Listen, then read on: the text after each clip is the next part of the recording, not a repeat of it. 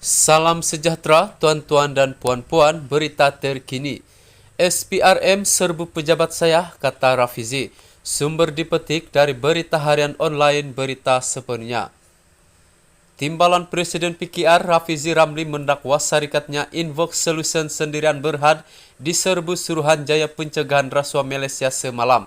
Rafizi mempersoalkan tindakan itu kerana mendakwa sudah mendedahkan skandal membabitkan projek kapal tempur pesisir LCS dan projek tebatan banjir bernilai RM2 bilion berserta bukti sebelum ini, namun perkara itu tidak disiasat SPRM.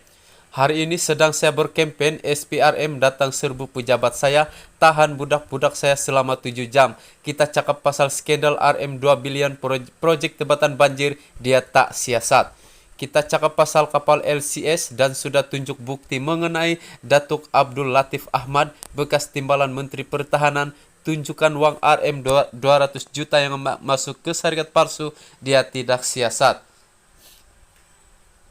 1 sen pun yang membabitkan syarikat saya adalah wang saya dan pelabur, bukan wang rakyat. Saya ambil duit poket saya, bayar kepada 150 budak yang pandai untuk didik mereka dalam perniagaan.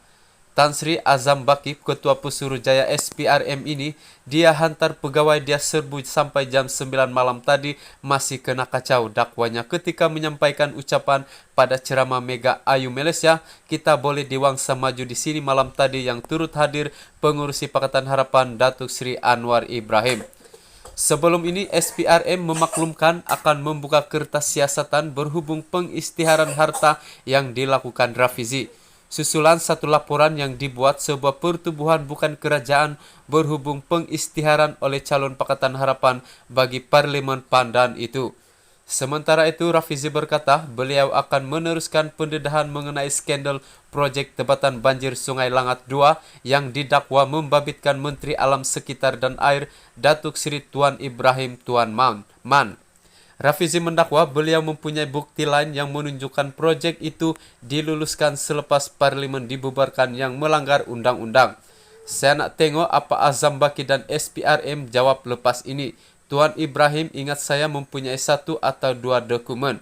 Selalunya kalau saya mula dedah sesuatu, saya boleh heret sampai berbulan-bulan, katanya. Rafizi sebelum ini menuntut penjelasan Tuan Ibrahim berhubung status projek kerja rancangan tebatan banjir Sungai Langat II bernilai RM2 bilion yang didakwa dalam proses mendapat kelulusan. Beliau mendakwa kementerian itu sedang dalam proses untuk menganugerahkan tender terbabit secara rundingan terus kepada sebuah syarikat kontraktor menerusi surat bertarikh 7 Oktober 2022 sedangkan ia tidak boleh dibuat oleh kerajaan sementara. Susulan dakwaan itu, Tuan Ibrahim menjelaskan surat yang ditujukan Rafizi bukan dikeluarkan beliau atau kementeriannya, selain tarik surat dikeluarkan sebelum Parlimen dibubarkan. Sekian laporan.